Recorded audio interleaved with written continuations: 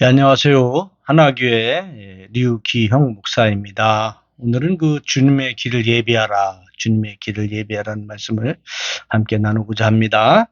이사야 40장 4절 말씀입니다. 골짜기마다 도두어지며 산마다 언덕마다 낮아지며 고르지 아니한 곳이 평탄하게 되며 험한 곳이 평지가 될 것이요. 아멘. 주의 길을 예비하라. 그러니 주의 길을 예비하라는 그 이사야의 외침은 주님의 다시 오심을 바라보는 지금을 살고 있는 우리에게 아주 큰 소망으로 다가오고 있습니다. 초림의 예수님을 기다렸던 그런 시대와 지금도 재림, 두제자, 다시 오실 예수님을 기다리는 우리에게 그 어떤 삶을 살아내야 이렇게 될 것인가, 어떤 준비를 하면서 살아야 될 것인가 한번 말씀을 따라 가기로 합니다. 먼저 골짜기를 도두어야 한다. 세상을 사는 우리의 마음에는 많은 골짜기가 있죠. 허무의 골짜기도 있을 수 있고요. 그리고 또 고독의 골짜기. 요즘에 어떻습니까? 힘들고 어려운 삶 속에 우리는 살고 있죠. 고독하기도 하고요. 또 요즘에 그 고독에 대한 그런 관심이 또 많을 때입니다. 또 이제 연세 드신 분들 보면 또 이렇게 말씀하죠. 허무하다, 허무하다, 인생 허무하다. 그런 말씀도 많이 하죠. 그런 말씀들은 결국 절망과 실망, 그리고 낙심에 이르게 하는 그런 아주 무서운 것들이죠. 이런 그 깊은 어두운 골짜기, 그 골짜기를 어떻게 도두야 될 것인가. 이사야 40장 1절에 보니까 너희의 하나님이 이르시되 너희는 위로하라. 내 백성을 위로하라. 그러니까 그 위로해야 되죠. 서로를 위로해야 됩니다. 하나님께서 우리에게 새 계명 강령을 주셨죠. 하나님 사랑하라. 이웃을 사랑하라. 이렇게 말씀해 주셨죠. 그러니까 깊은 골짜기, 그 어두운 골짜기를 메울 수 있는, 돋을 수 있는 것은 무엇이냐? 바로 사랑과 위로죠. 그러니까 사랑과 위로만이 이런 골짜기가 도두어지는 그런 일을 감당한다. 이렇게 말씀할 수가 있습니다. 그러니까 사랑과 위로를 돋운 후에 주님 앞에 나가야 빛을 받을 수가 있는 것이죠. 그리고 우리가 가정도 마찬가지고요. 교회도 마찬가지죠. 서로가 서로를 사랑해주고 위로해줘야 그 단체가 제대로 나갈 수가 있죠. 그 교회도 마찬가지죠. 어떤 교회가 부흥하느냐? 사랑이 아주 차고 넘치는 교회가 부흥하죠.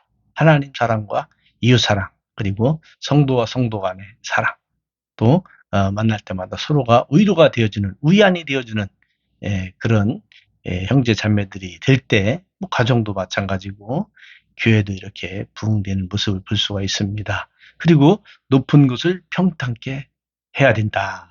두 번째입니다. 그래서 우리 피조물에도 우리 피조물이죠. 온 우주 만물을 하나님께서 창조하셨죠. 그리고 우리 인간을 만들으셨습니다. 그런데 하나님께서 보실 때 우리는 피조물이죠. 피조물. 피조물인데 그 피조물이 교만해지고 또 자기밖에 모르는 그런 이기심으로 마음이 높여져 있는 것이 현실입니다. 하나님도 온데간데 없다. 이런 마음으로 사는 믿는 사람들은 그렇지 않겠지만 이렇게 피조물인 우리 믿는 사람만 피조물입니까? 그렇지 않은 사람들도 다 하나님의 그런 피조물이죠. 근데 그 피조물들이 어떻게 살고 있습니까? 하나님 없어도 된다. 이런 교만이죠. 하나님 말씀 없이도 된다. 하나님 없이도 어떻게 무엇인 할 수 있다. 이런 것들이 바로 교만이죠. 그럼 우리는 어떻습니까? 하나님이 꼭 있으셔야 됩니다. 하나님 꼭 필요합니다. 하나님 계셔야 됩니다. 이것이 바로 겸손이죠. 그런데 믿지 않는 자들이나 또 뭐 이런 분들 있죠. 하나님 없어도 됩니다. 교만. 그리고 교만한 자는 항상 이기심에 꽉 차 있습니다. 자기밖에 모르죠. 자기 위주로 살고 있죠. 하나님 꼭 계시지 않은 것처럼 사는 그런 사람들이 교만과 이기심으로 마음이 높아져 있다. 교만은 그래서 패망의 선봉이다 이렇게 말씀하고 있죠. 그래서 마태복음, 요한복음 2장 16절에는 이런 교만은 세상을 쫓아 나온 것이다 이렇게 말씀하고 있습니다. 그 세상을 따라 나온 것이 교만이다. 하나님께서 주신 것은 교만이 아니죠. 바로 겸손이죠. 겸손한 자를 하나님께서 들어 쓰신다고 말씀하고 계시죠. 그 누구든지 자기를 높인 자는 낮아지게 된다. 마태복음 23장 12절 말씀입니다. 그러니까 우리가 낮은 자리에서 겸손한 자리에서 섬김의 자세로 일을 한다면 하나님께서 높여 주시리라 믿습니다. 그래서 높아져 있는 그런 우리의 마음을 겸손한 마음으로 변화시키는 것이 기도입니다. 기도는 하나님의 마음을 알아가는 것이고 하나님의 뜻이 무엇인가를 찾아가는 것이죠. 그것이 바로 겸손한 마음으로 기도하는 것이죠. 그러니까 우리가 기도를 왜 합니까? 주시옵소서 하는 기도가 그런 기도도 필요할 수 있겠죠. 하지만 진짜 기도는 이렇게 나를 하나님 앞에 드리는, 하나님의 뜻이 무엇인가를 구하는, 하나님의 말씀이 무엇인가를 구하는, 또 이렇게 겸손한 마음을 구하는 것이 기도하는 것이죠. 항상 기뻐하라, 쉬지 말고 기도하라, 범사에 감사하라. 쉬지 말고 기도한다는 뜻은 끊임없이 기도한다는 뜻은 이렇게 나를 낮추고 하나님을 하나님 되시게 하는 것, 피조물은 피조물 자리에 있는 것, 그것이 바로 기도하는 이유고 목적이죠.